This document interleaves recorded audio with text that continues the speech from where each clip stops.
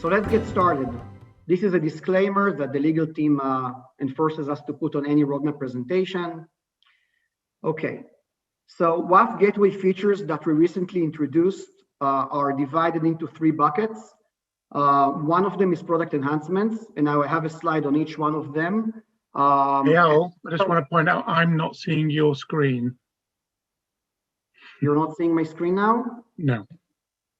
I can see it. Yeah, I can see it. I can see it. Okay. Yeah, we can see it. Okay. My problem. Okay. Exactly, we can see. So it's just you excluded, Darren. I'm sorry. So product enhancement that we get from you, our customers, and we push into each one of the versions. And I have a few that I'm going to talk about today. These are enhancements that can help you on your day-to-day job with WAF Gateway, can add information into WAF Gateway, and so on.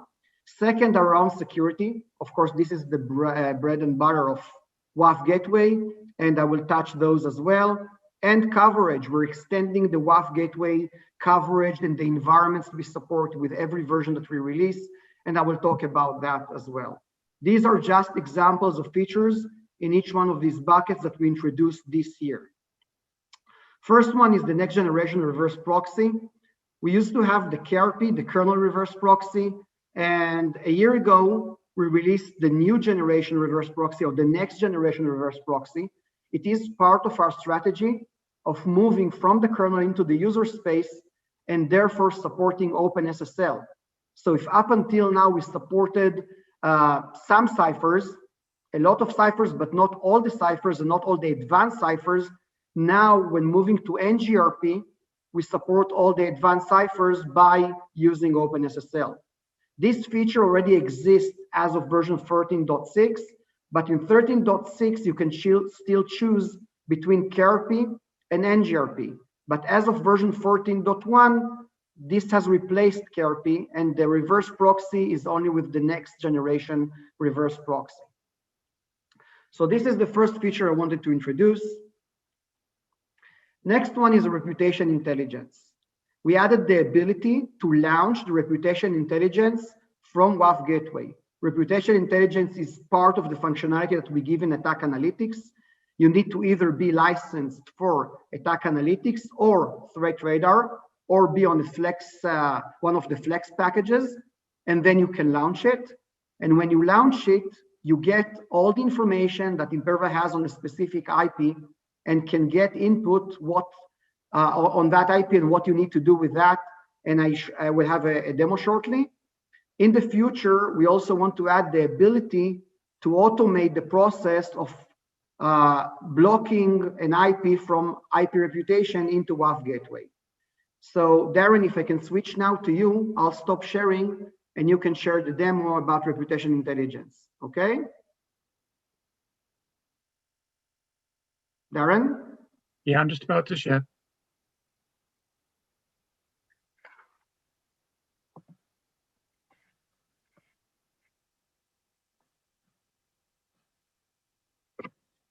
Okay, so you can see here, for example, that there is a custom policy linked to an IP group, and it blocks all the IPs in that group. And then we have an alert that we received about cmd.exe from a specific IP. And then we want to go and check that IP. We copy the IP and we go to a new option, which is called reputation intelligence. And we navigate from that through the IP lookup into reputation intelligence.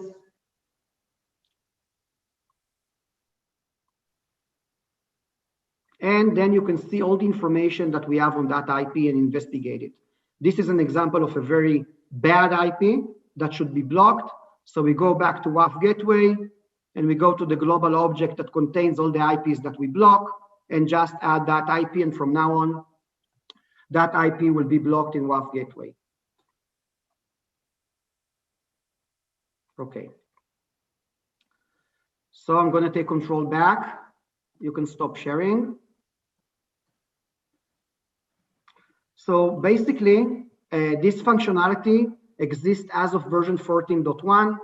And again, you need to be licensed either to a threat radar or to attack analytics, or be on one of the flex packages, and you can use it. A lot of feedback from customers finding this functionality very useful in order to get more information on an IP, except the information that they already have in their organization. Darren, do we have any questions in the chat so far? We don't know. Okay, so let's move on. Second thing that we do every version, we add additional APIs. I'm not going to cover all the APIs in this list, but we are trying to cover almost all the functionality. Sorry? Just literally as you spoke, some questions appeared in the chat. I don't know whether you want to go back. Okay, so let's take the questions. Sorry, yeah. So the first question is how many IPs can you put into the query for reputation intelligence? Each time you put one IP, and for that IP, you get all the IP information that we have about it. And the second question is, do we have any plans to expose this as an API so that customers can automate the lookup? We do have. I don't yet know to which version it will go into. It's a great idea, and we do have such plans. Okay? That's it for now. Okay, good, very good questions. So, speaking about API, which leads me to this slide. So, every version we add more APIs into the product. We're still missing some of the MX functionality through APIs, and we know that today customers want to use it in DevOps and in other automated tools, and it is very important to have everything through API first. So, we're adding every version a bucket of APIs. But if you have specific requirements for APIs you think you're missing, you can just let us know and we'll push them to the top of the list, and they will get faster into the product. Second thing that we just released this year, and it was released, in fact, over a month ago, is the management for large scale, or how we call it large scale MX. This allows one single MX to manage more than 200 gateways. Today, a single MX can manage up to 15, maybe 17, 18 gateways, but that's it. With this feature, a single MX can manage even more than 200 gateways. And we see especially that this is important in cloud environments, AWS, Azure, GCP, in which customers want to spawn up a lot of gateways and manage them with a single MX. The way that we do it is that we focus the MX on the configuration and the administration, and we're offloading the events handling from the MX. So customers that would like to use it will either need to use their SIEM for handling the events, or attack analytics, because they will not be able to manage the events in the MX itself, and that's what makes the MX free to manage more gateways. This is not licensed. It doesn't cost anything on top of WAF Gateway, and every customer from version 14.3 can just define an MX to be a large-scale MX and work that way. So Eyal, we've got a few questions that are coming in. So the first is actually as an observation to help us, that it would be nice to put IP blocking at the SOM level so that I can feed down to all MXs. The second we've got is a question. This large scale MX, is it only applicable to WAF, or is it also applicable for data security? Okay, let me stop you for 1 second and take one question at a time, or two questions at a time. It's a great question about the SOM, because if you want to block an IP, you can also do it with what I just presented, large scale MX, instead of using SOM. So you can move from SOM to large scale MX, define everything on that MX, and you don't need a SOM to manage multiple MXs. But yes, it's also an idea to have that on the SOM. Second, as for large scale MX, this will also be available for DAM, for the data security, but I don't know when. You can contact Kobe, who's managing DAM, and you will get an answer about that. I think it should be early this year, but I'm not sure exactly about the date. Thanks, Eyal. The next one is, can the large MX handle a larger number of server groups? Yes, it can. We checked it on a large amount. We checked it on, I think, more than 100 service groups, but yes, it can. And then we have another one for hybrid deployments. Can the larger Macs handle gateways in AWS Azure on-prem simultaneously? Good question. So first of all, I didn't get yet to the slide of GCP. So it's AWS, Azure, and GCP. And we support a hybrid installation in which the MX should be on-premise, but it can manage gateways on-premise and in the cloud. So if you put one single MX on-premises, it can manage the gateways both on-premise and in AWS, Azure, and GCP. Okay. That's it on questions for now. Okay, good, great. Let's move on. Advanced bridge. So I spoke before about NGRP and our strategy of moving from the kernel into the user space. We're doing also the same for the bridge or for the transparent reverse proxy on top of bridge that we have today. So with advanced bridge, customers that work with bridge can support also all the advanced ciphers that I mentioned before. So if you still want to use a bridge and not move to reverse proxy, but support all the advanced ciphers, and you work with TRP today, you can move to advanced bridge. In fact, advanced bridge will even have performance improvement if I compare it to TRP for HTTPS traffic. And we're also coming out in a couple of months with a migration tool that will give you the ability to migrate from bridge to advanced bridge. If you're just using TRP today, it's a seamless migration. You can just migrate. But if you're also using bridge rules, then that will be enabled with that migration tool. This was released in version 14.3 a month ago and still coexist with TRP. So today you can still choose between TRP and advanced bridge, although there are a lot of advantages of using advanced bridge. And we have customers that wanted to support advanced ciphers and have been waiting for this and are using that. So I highly recommend it for any customer that is looking for supporting advanced ciphers. Next one is what I mentioned before in regards to support of GCP. Up until now, we supported AWS and Azure, and we added an official support for Google Cloud a month ago.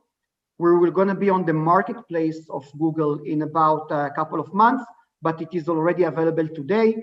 So we have already customers that are running WAF Gateway on Google Cloud, running both the MX and the gateway. Although, as I said before, you can run the MX on-premise as well and the gateway on GCP. And everything works with the same functionality that we have for AWS and Azure.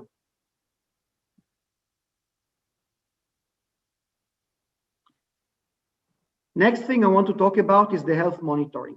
We introduced a new health monitoring tool. We appreciate the fact that today in the MX, you don't have a lot of information, you're missing information.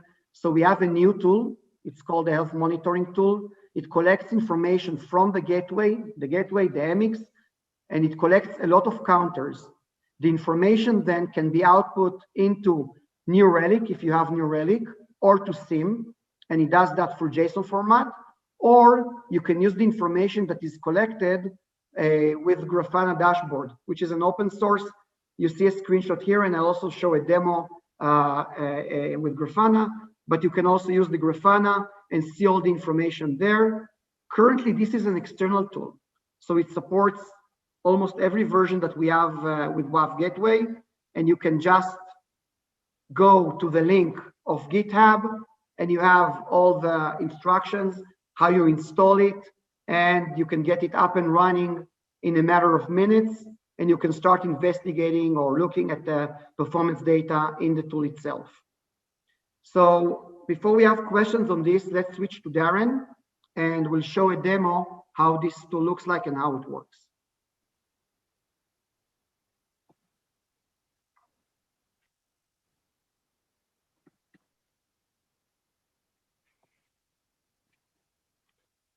So in this tool, I've taken an example of a WAF Gateway environment on AWS. And in the example, the client cannot connect to the server in a specific time frame. So we start by looking at the application traffic over time, and we see that application traffic goes up to a threshold limit. And then we choose, for example, the last hour, and we see the CPU, but the CPU doesn't pass 40%. So it seems that the CPU in this case is not the problem. Okay, you can see the CPU load. There are spikes, but they're not passing 40%. So that's not the bottleneck which is causing the issue. Then we can go to the network statistics, network related data, and we see that there are socket bind failures. You can see on the right socket bind failures.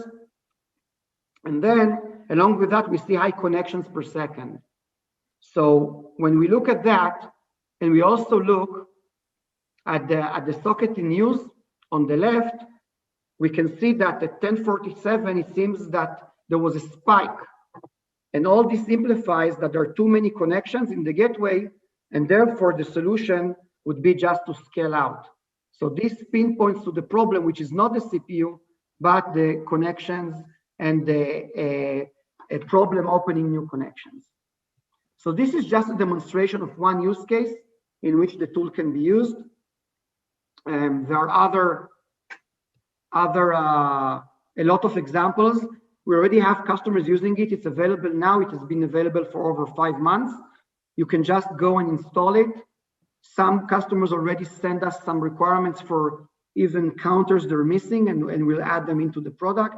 But it contains a lot of information, both from the gateway and the MX. By the way, this tool also works with DAM, with the data product, not just with WAF.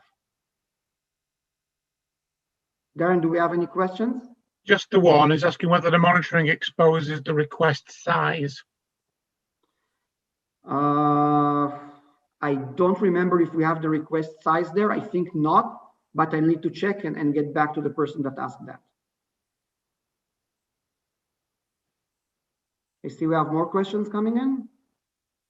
Yeah, just one asking whether it can be used for on-prem WAF and DAM. Can be used for on-prem WAF and DAM, and for WAF and DAM on the cloud. It can be used for any WAF gateway installation. And there's also a question about whether it can be used with on-demand AWS instances. It can be used with any installation of WAF Gateway, even if it's installed on demand on AWS, but on the instruction of the tool, it mentions how it connects to the MX, and there are few things that needs to be done every time it needs to connect to an MX. They're done once, and once it's done, the MX sends the information to this tool on an hourly basis. It can be changed also to be more frequent. And there's another question, maybe someone else on the forum might be able to help. It actually relates to data security. Is there any plans to have a similar dashboard for monitoring agent performance? This tool supports agents as well, yes. It supports for the data side, it supports MX, gateway, and agents, yes. That's it. And then there's a question about what is this interface? Is it a new MX? It's not a new MX. As I mentioned in my previous slide, I'll just go a slide back, sorry. Today, it's an external tool. It's not part of the WAF Gateway. It doesn't cost any money, it's for free, but it's an external tool. So you take it from GitHub, you install it, and you configure it to get information from MX and the Gateway, and then you choose whether you want to use Grafana dashboard, which is an open source and viewed information, or send it to New Relic if you're using New Relic, or send information through JSON to SIM. It's not part of the MX. In the future, we're looking into combining this tool into the WAF Gateway, but today it's a separate tool. These are good questions. Okay, let's move on. Advanced bot protection. So up until today, we did have some bot protection that we introduced a few years ago, but we are introducing now a new bot protection, which is called Advanced Bot Protection. It's going to come out in Q2 in a few months from now, and it will give you the ability to use the technology that Imperva has acquired a couple of years ago, that is still technology, which is the best bot protection that there is. Up until today, only Cloud WAF the other WAF product that we have, the SaaS one, had integration to advanced bot, but we will have that with WAF Gateway in Q2. The beta is already now, so if you are a customer that is interested in doing the beta, let us know and you can start doing the beta. It gives you full protection for WAF Gateway for any bot. All the traffic that passes to WAF Gateway passes to advanced bot for qualification, and then a decision is made whether to use a CAPTCHA, whether to block it, or whether to pass it, that it's legitimate, or whether to do other client classification process that we do. The administration is still being done on the advanced bot side, and on the WAF Gateway, there's a new policy, which is called advanced bot. And for that policy, you can still use the same functionality that you have today. Get alerts and decide if you want to use a followed action. This new integration with advanced bot is being implemented through the user space. Therefore, it's supported on the new implementation modes, which I mentioned. Next generation reverse proxy, NGRP, and the advanced bridge. So if you're a customer and you're using, for example, KRP today, and you want to use that, you need to move to NGRP. And if you're using TRP or bridge, you need to move to advanced bridge in order for you to use this functionality. And we have one question. We have plans to add account takeover. We do have plans to add account takeover. I just want to say that even with this advanced bot protection, you can configure some things to protect against account takeover. You can decide that you want to protect the login page and implement some policies in advanced bot. Of course, with account takeover, you will be able to get some of it automatically done and not need to go and manually configure it. But even if you use advanced bot protection, you can get protection for account takeover scenarios. And we have a question whether advanced bot will require additional licensing. It will. It will be an add-on to WAF Gateway. So if you're a customer using WAF Gateway today, you can acquire that as an add-on, and it will be an add-on on top of WAF Gateway.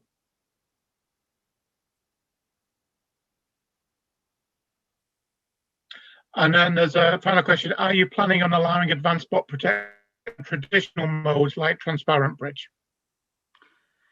No, we're not, because this is implemented through what I mentioned, the user space and not the kernel, and we're trying to move away from any kernel implementation. And I'll explain at the end of this presentation why, because we have a big item around that as well.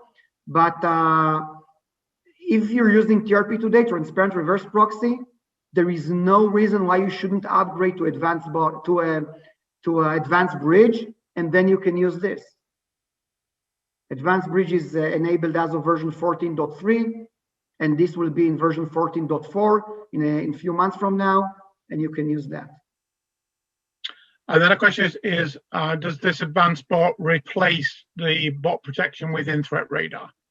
It will eventually replace it. We're not yet end of life to the current bot protection we have today in Threat Radar, but there is no reason that eventually customers won't move to use this new advanced bot protection. So there is no end of life date yet. We didn't introduce any end of life yet to that current bot protection, but customers won't need to use both, if that's the question. When we start selling this in Q2, they can start using this. This one is much better. Okay? No more questions? Okay, let's move on. We'll also have time for questions in the end. So what is coming later this year? What else? So I mentioned now advanced bot. We're also going to support HTTP2 and TLS 1.3. I know customers have been speaking for years about HTTP2, but in the last year, we've seen customers that really have HTTP2 traffic. Before that, many customers were asking about it, but didn't yet have the traffic. So we understand it's very important for our customers. Today, HTTP2 traffic is not supported by WAF Gateway, and it's not going through WAF Gateway. But as of version 14.4 in Q2, the same version with advanced bot, will be able to support HTTP2 traffic. and TLS 1.3.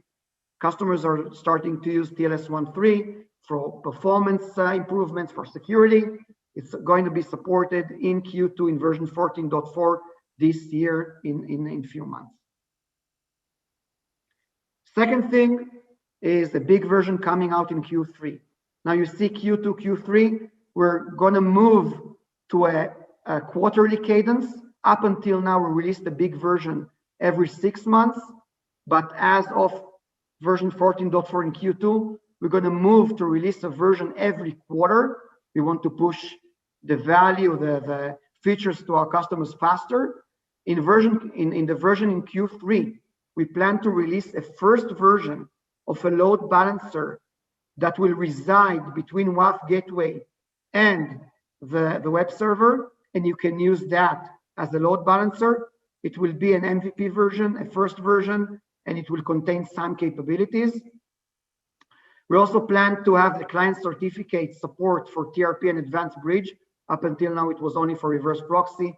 We had many customers asking for that, and support IPv6 on AWS. It is supported today, but just not on AWS. We're going to add this support for AWS as well. Before I move on, there are questions. Just one, Eyal, just coming back to HTTP2.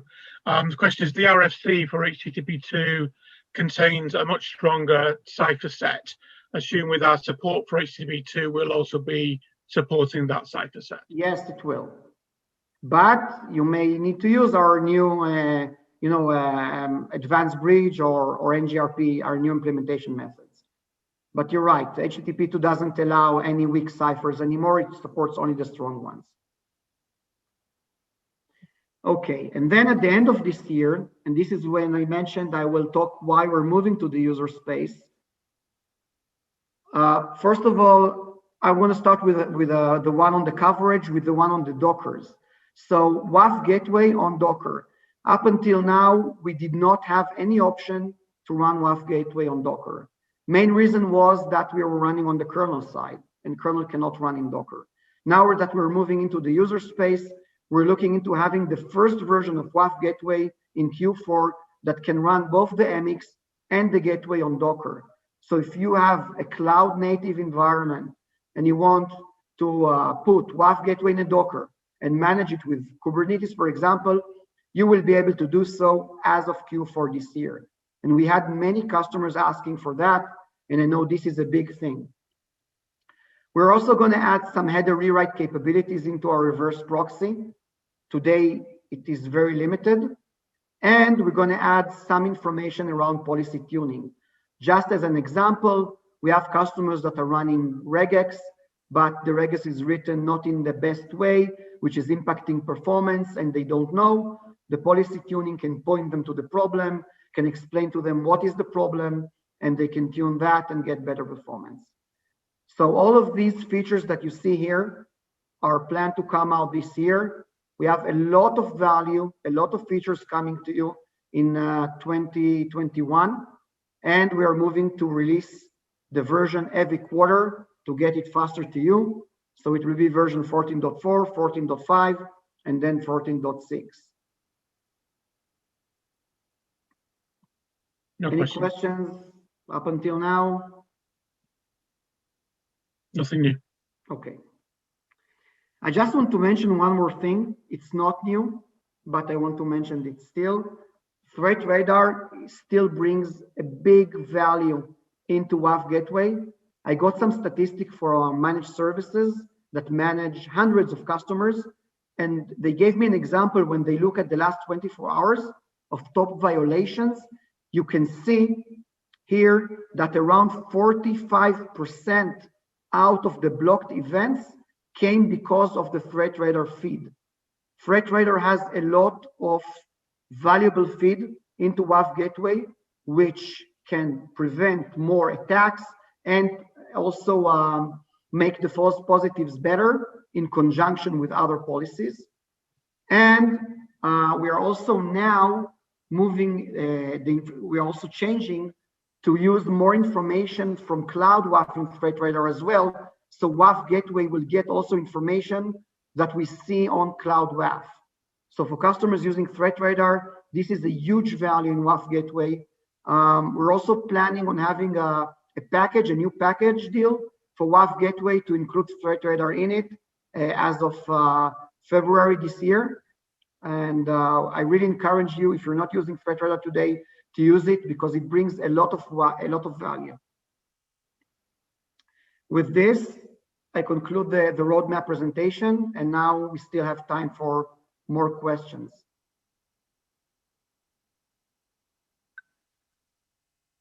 Things that you didn't see here and you would like to see, things that you saw here and you don't like to see, anything that comes to your mind.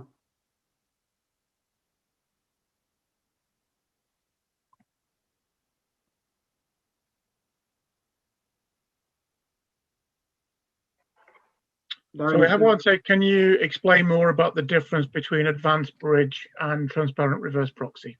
Yes, the difference is that advanced bridge is a new implementation method that is basically still inline, like bridge, but works in the user space, not in the kernel. So it's a different technology, but if you're using bridge today or using TRP today, and you want to support advanced ciphers, since TRP that does not support OpenSSL, but advanced bridge does, if you move from TRP to advanced bridge, it's a seamless upgrade. You don't need to change anything. And then you can just use all the advanced ciphers. And on top of that, I'm just saying that advanced bridge from performance perspective gives better performance than TRP for HTTPS traffic.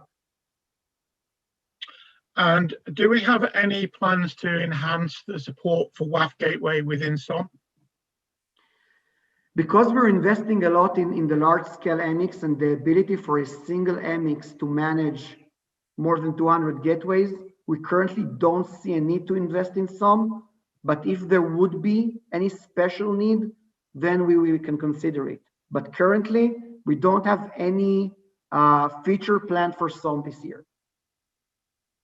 So just a clarification on that question. It's currently the customers using SOM for managing the data security environment and are looking to be able to sync policies for WAF reports, etc., from a single infrastructure.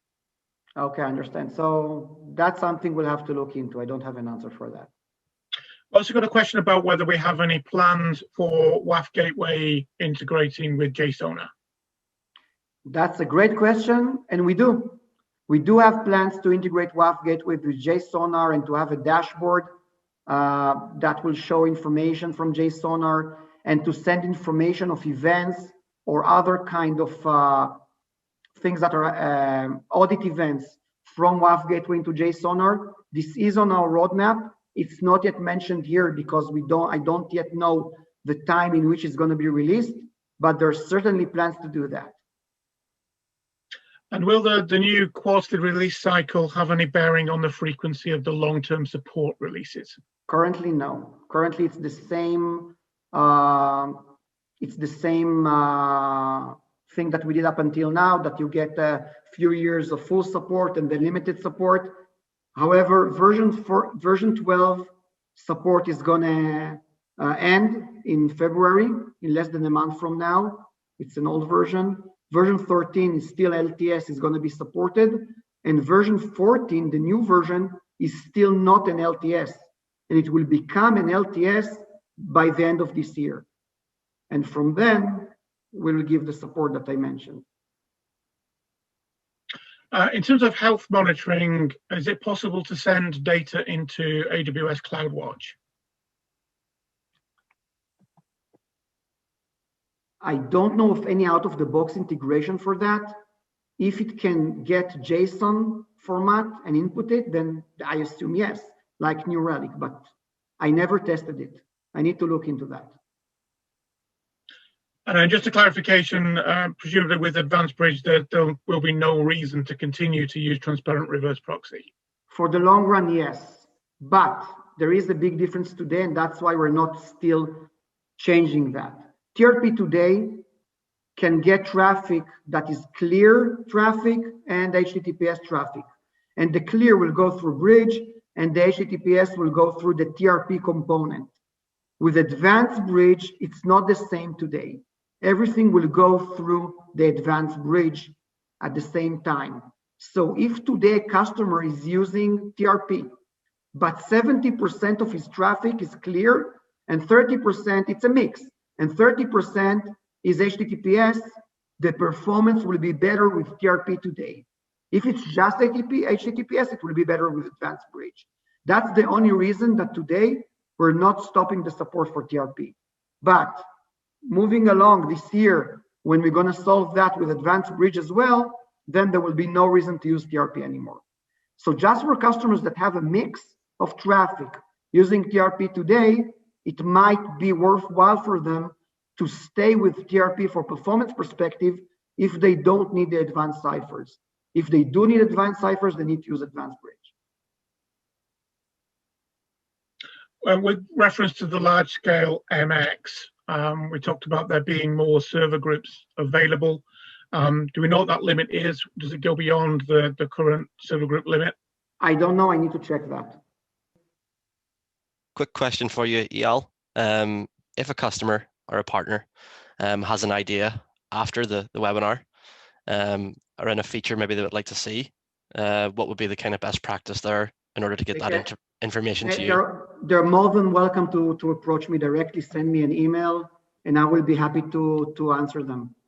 My Awesome. email is, I think it's on the first slide of this presentation, but that's not a problem, and they can get to me also for support. I would appreciate any feedback on our roadmap. I would be happy to talk with every customer. And maybe just post it in the community too. That's also an option, of course. By the way, we also have the user voice, which is the new platform we introduced around 6-8 months ago, in which customers can submit their feature requests. And then they can go into user voice, they can see other feature requests, they can vote on them. So if you don't know user voice, contact your customer success manager or support, and you can get more information on that as well. Okay? I really thank you all for your time, and really don't hesitate to contact me for any other question or ideas you have. And that's it. So have a good day, evening, wherever you are.